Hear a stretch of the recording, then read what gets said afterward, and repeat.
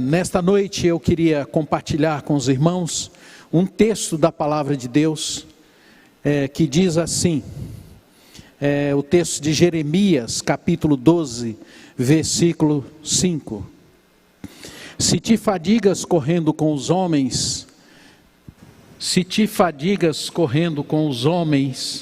que vão a cavalo, se em terra de paz não te sentes seguro, o que farás na floresta do Jordão?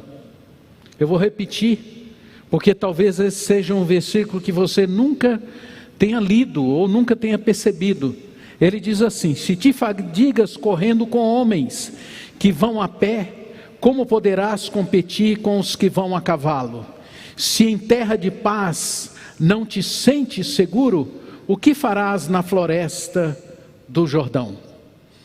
A história de Jeremias muitos não conhecem, mas Jeremias era considerado o profeta chorão. E ele era considerado assim por causa do momento em que ele viveu na nação de Israel. A nação estava oprimida, eles estavam escravizados, ele estava debaixo de muita pressão, ele vivia momentos muito difíceis na sua vida, de muitas indefinições, de muitos problemas, de muitas lutas que ele tinha. Ele foi perseguido, ele foi injuriado, porque ele tomou uma posição ao lado do Senhor. A pergunta aqui é na fase em que ele estava vivendo um momento de conflito, de tensão, sem saber o que fazer, sem saber para onde ir, sem saber o que dizer. Parecia que o recado que Deus dava a ele era algo muito difícil para ele colocar para o seu povo. Um recado duro, difícil, e que ele talvez pessoalmente não desejasse. Então o Senhor vem até ele e o exorta.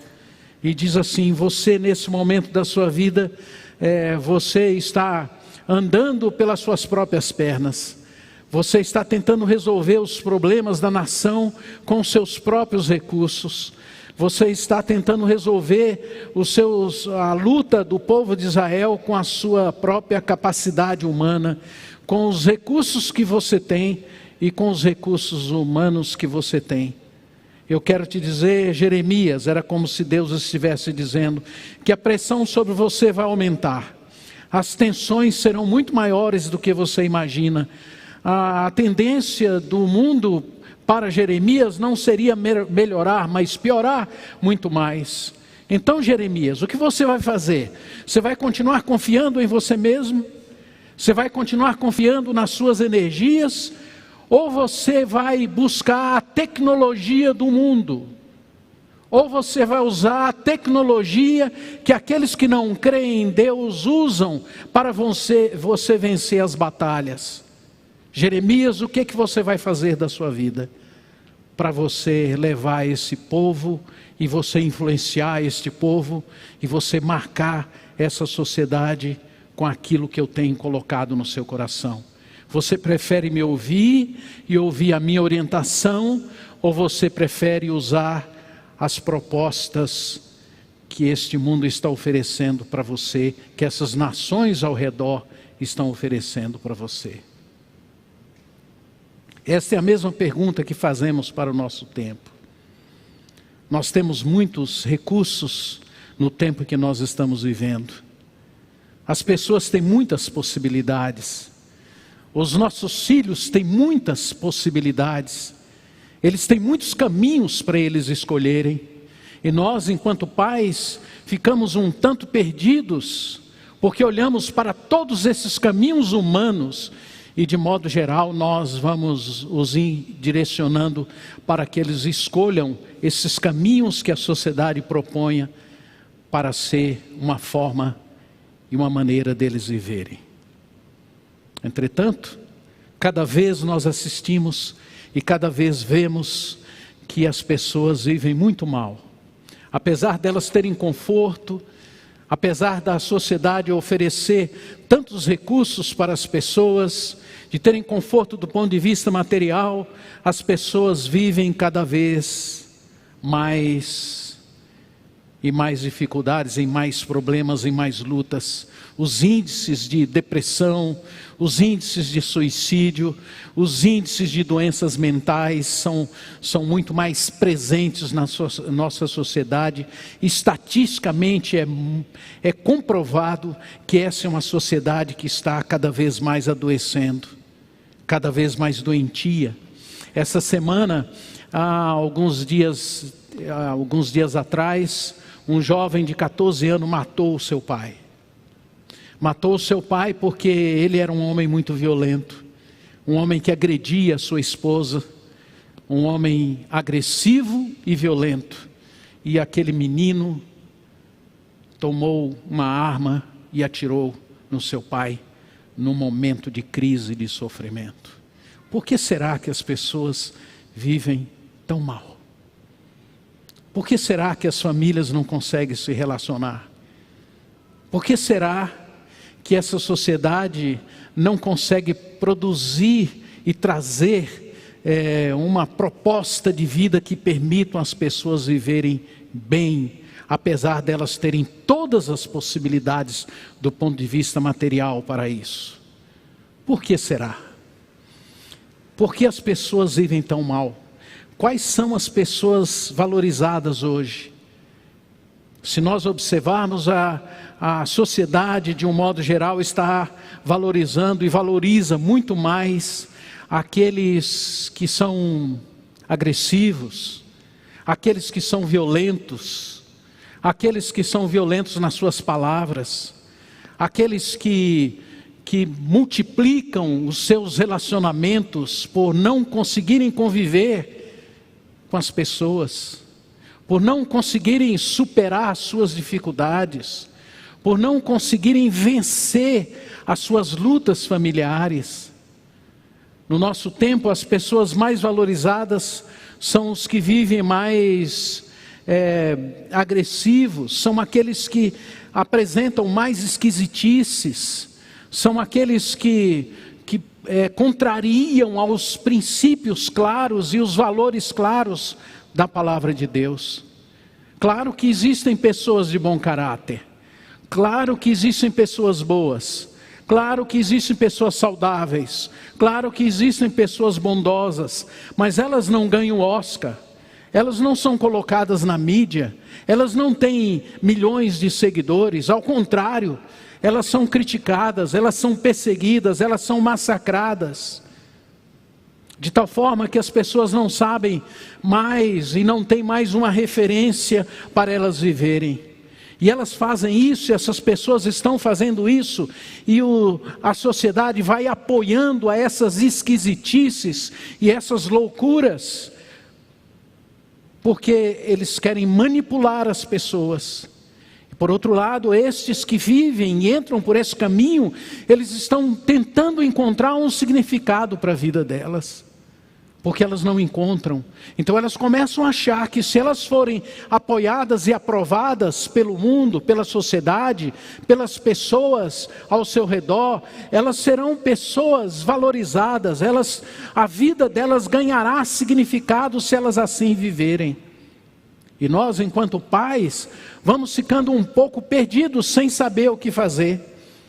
E aí nós não sabemos muito bem como orientar os nossos filhos, como viver para eles, como ser um modelo para eles, como ser um exemplo para eles. Porque a sociedade define os nossos filhos. E nós, enquanto pais, concordamos, nós aceitamos. E nós não olhamos para a nossa própria vida, ao contrário, nós vamos escolhendo os mesmos caminhos que a sociedade procura para educar os nossos filhos. Nós abraçamos esses caminhos e, consequentemente, vamos perdendo a nossa autoridade espiritual para conduzir a vida dos nossos filhos. Quem define os nossos filhos? A sociedade põe cores nos nossos filhos. A sociedade impõe essas cores e nós vamos aceitando isso como se isso fosse uma coisa normal. Nascemos definidos, o pecado e o mundo nos deforma. Eu tenho algumas 2 netinhas na faixa de 6 meses. Gente, é impossível olhar para uma criança daquela e ter dúvida de que ela tem um bom coração. É impossível achar que uma criança de 1, 2 anos seja uma criança maldosa. Como é que isto é gerado quando eles vão chegando aí nos seus 10, 11, 12? Antigamente a gente falava que era quando chegava aos 19. Hoje não.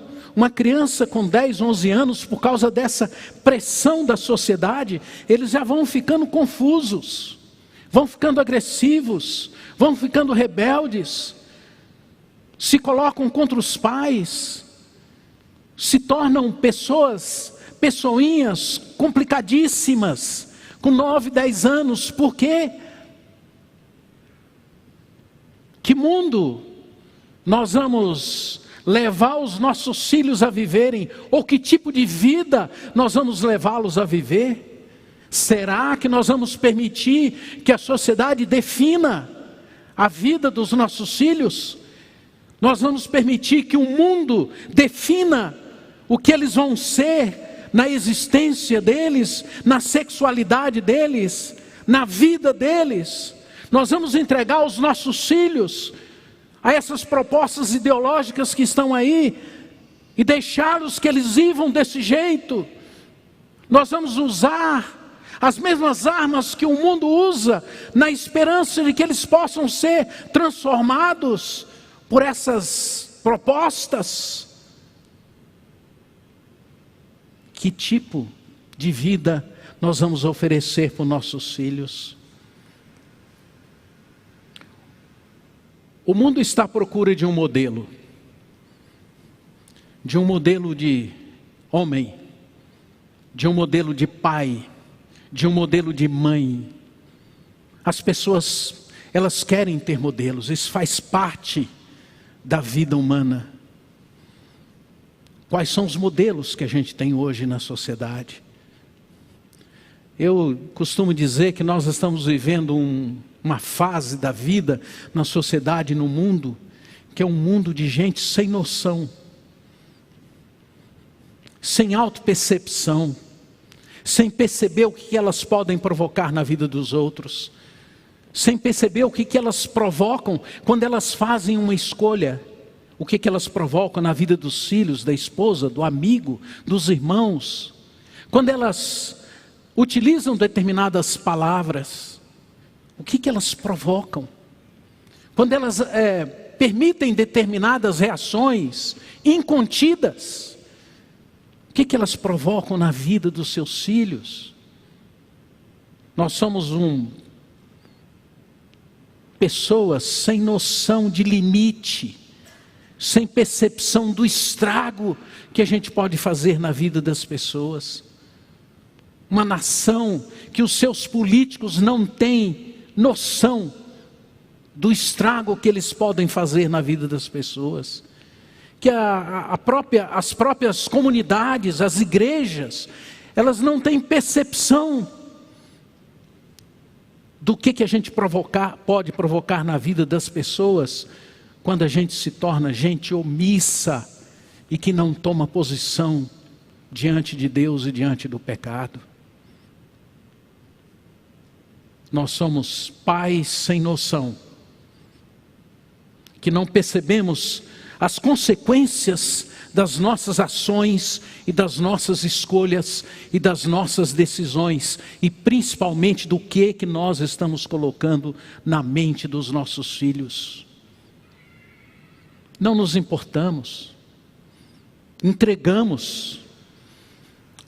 Eu não sei se você já viveu aquela experiência de você estar assim, a gente é pai, vai chegando assim nos 40, 45 anos, a gente vai se sentindo assim o cara mais bacana do mundo, o cara mais importante. Aí se você for um atleta amador, do tipo que eu era, aí você se acha, né? Aí você está levando o seu filho para jogar bola com você, e ele te acha o melhor jogador do mundo, nem Pelé ganha de você. E eu me lembro bem, Quando comecei a ir para a praia com os meus filhos, eu gosto muito de mar, e eu dizia para eles que eu ia ensinar eles a surfar. Aí foi chegando um momento que eles olhavam assim para mim e falavam: ô pai, tá pegando mal se eu vim aqui com a gente para surfar. Nada a ver. Você já viveu essa experiência do teu pai, do seu filho começar a sentir um pouco de vergonha de você? Como é que você se sente? Nessa faixa etária, ou nesse momento, ou quando eles ficam até aí e te chamam apenas de coroa ou de tio, está tudo bem. Mas o problema é que atualmente os filhos não nos tratam mais assim. Eles fazem isso porque é um momento da vida deles que eles têm um pouco de vergonha. Porque eles acham que nós vamos pagar mico. Mas hoje os filhos não nos tratam assim. Os filhos se tornaram agressivos. Preste atenção. Quais são as palavras que o seu filho dirige a você? Como ele se dirige a você? Como ele trata você? Como ele se volta para você?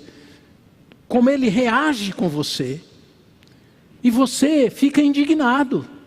Mas a sua indignação não é suficiente. Não resolve. Por que não resolve?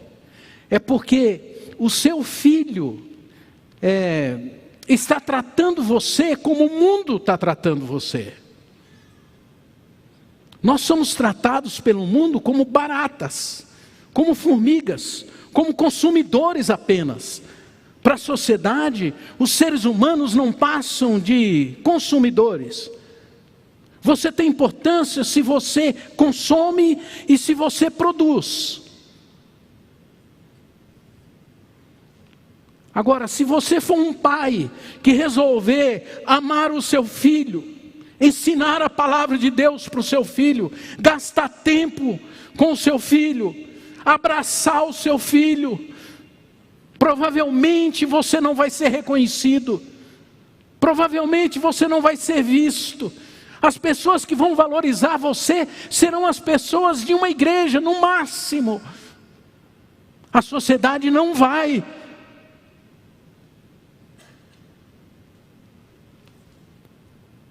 O seu filho te trata assim porque ele está aprendendo a te tratar assim. Não é pelo fato de você ser pai, é porque a visão de mundo que ele está entendendo é a mesma que você está entendendo e é a mesma que a sociedade está colocando para você.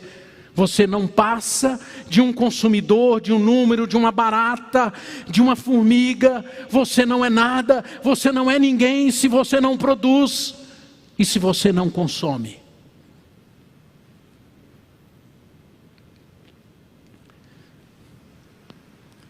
Mas eles querem ter um modelo. Eles querem ter um homem que seja o seu pai e que passe um modelo de vida para eles.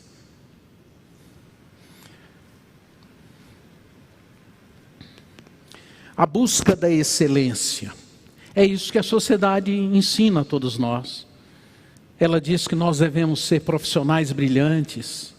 Ela diz que nós devemos ser pessoas famosas. E ela indica o caminho para isso. O caminho para você ser assim é você ser um cara ridículo. Os seguidores de mídia, ou aqueles que seguem, que têm muitos seguidores, são os valorizados pela sociedade. São pessoas que falam de coisas superficiais. São pessoas que não têm profundidade na vida. São pessoas que não sabem conjugar este verbo, crer em Deus, confiar em Deus e amar ao próximo. São pessoas que não conhecem a Deus. E nós não nos importamos, entregamos os nossos filhos a eles. Deus também quer que a gente viva excelente. Deus quer que nós sejamos pessoas brilhantes. E foi para isso que Ele nos pôs no mundo. Mas Deus não quer que nós sejamos pessoas brilhantes sem Ele. E esse era o drama de Jeremias. é porque a gente pode ter excelência sem Deus, mas a gente pode ter excelência com Deus no coração. É muito mais bonito, é muito mais saudável, é muito mais belo, é enriquecedor, engrandece ao Senhor quando a gente é brilhante por causa da beleza de Cristo em nossas vidas, por causa da glória de Deus em nós, por causa do testemunho do Senhor na nossa vida, por causa desse Deus que um dia desceu da terra, entrou no nosso coração e nos ganhou para a glória dele.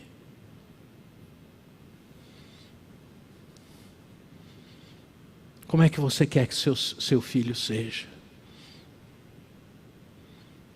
Você quer que ele seja apenas um profissional brilhante, mas não tem amor por você, não tem amor pelos pais, não tem amor pela família, não tem amor principalmente a Deus?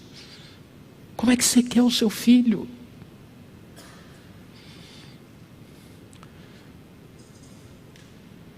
Às vezes, as pessoas culpam a igreja porque ela não consegue acompanhar os filhos de todos. Mas como nós queremos isso e como nós desejamos isso. Nós gostaríamos, mas nós sabemos da nossa limitação do ponto de vista humano. Dependemos de Deus para fazer isso.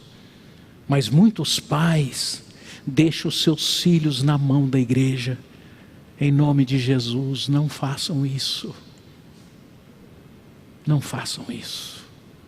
Os filhos de vocês, o Senhor os deu para que vocês coloquem no coração deles a vida do Senhor Jesus.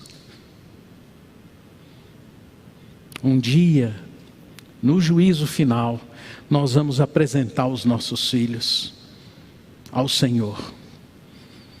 Eu imagino Deus conversando. Eu não quero colocar nenhum de vocês na berlinda, mas eu quero colocar a mim mesmo. E aí, Naamã, o que você fez com seus filhos? Eu te dei. Eu os chamei à existência através de você. E o que você fez com eles? O que você colocou no coração deles, na mente deles, na alma deles? Que tipo de coisa você ensinou a eles? Ele foi um bom profissional, mas ele não soube amar, não soube perdoar, não conheceu a Deus, não andou com Deus. Jesus viveu a excelência e ele dizia: sem mim nada podeis fazer. Tudo que Jesus fez foi com excelência e ele não errou em nada. Mas ele também dizia: sem um pai eu nada posso. Os nossos filhos não podem fazer nada por Deus, sem Deus.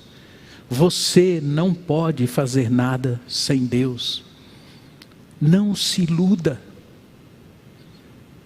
Se você não abrir o seu coração para que o Senhor entre na sua vida, e se você não começar a buscar a Deus para você ensinar os seus filhos, educar os seus filhos, você não os terá daqui a algum tempo. Alguns deles, por causa do seu bom caráter, da sua bondade, eles vão ser pessoas boas, mas vão ter muitos sofrimentos para suportar essa pressão que a sociedade faz sobre eles e sobre você. Nesta noite eu quero te convidar para você dizer ao Senhor das suas lutas na educação dos seus filhos, no desejo que você tem de ser um pai que honra e que glorifica a Deus. Nesta noite eu quero te convidar para você se comprometer diante de Deus a todos os dias, orar pelo seu filho para que ele conheça Jesus. Porque sem Jesus, ele nada vai poder fazer. Se a sua vida não for colocada nas mãos de Deus, você nada saberá. Você pode oferecer tudo para o seu filho, mas se ele não conhecer a Deus, ele vai ser um homem, uma mulher entristecida, confusa, perdida. Porque as ferramentas que esse mundo oferece e as propostas que esse mundo oferece não satisfazem o coração humano e a vida humana. Ajude o seu filho a viver com excelência. Ajude o seu filho a viver para a glória de Deus.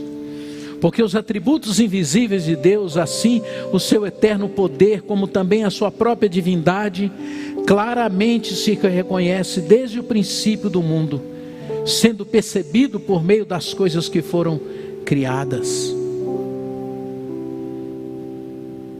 Você é o Jeremias. E agora, Jeremias? O que você vai fazer? Continuar usando as ferramentas do mundo para trazer alegria, paz, vida, amor ao seu filho? Você está nessa ilusão? Ou você vai hoje se ajoelhar diante do Senhor e dizer: Senhor, eu preciso de Ti, eu não sei como fazer, entra no meu coração e me capacita para ser um pai que leve os filhos a viverem para a Tua glória e para a Tua honra.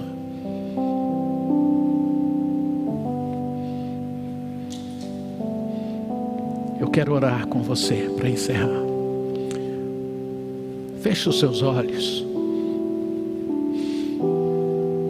Refaça o caminho que você tem feito na forma de se relacionar com seu filho.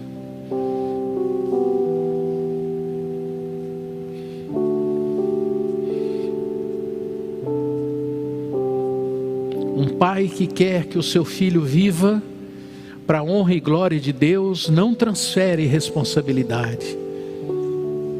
Assume e diz: obrigado, Senhor, pelo filho que o Senhor me deu, pela filha que o Senhor me deu.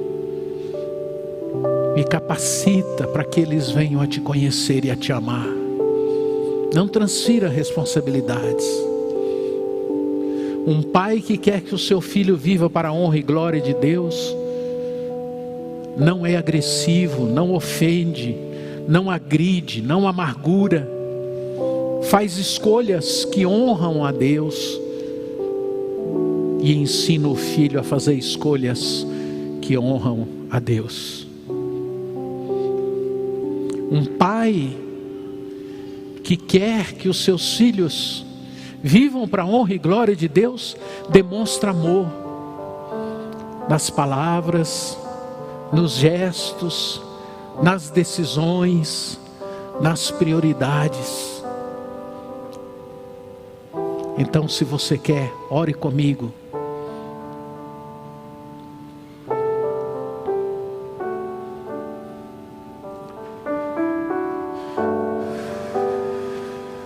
Diga assim intimamente: Senhor, obrigado pelos filhos que o Senhor me deu. Obrigado por essas pessoinhas que o Senhor colocou no meu lar.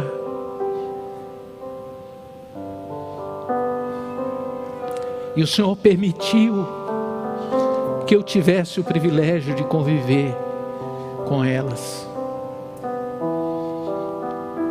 E, Senhor, vivemos num mundo tão confuso.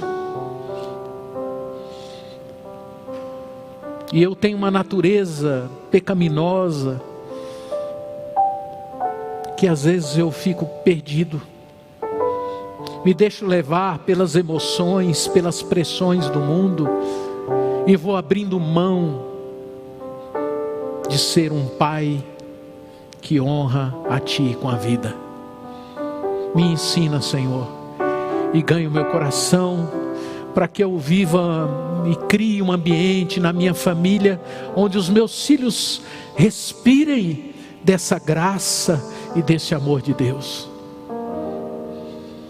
Senhor, me usa para eu colaborar para que os ambientes em que eu participo sejam ambientes seguros, amáveis para a vida dos meus filhos. E quando eles olharem para a minha vida e olharem ao meu redor, eles vejam os sinais da graça e da presença de Deus. Muito obrigado, Senhor, pelos filhos e filhas que o Senhor me deu, e socorre-me com a Tua graça e o Teu poder, no nome de Jesus, amém e amém.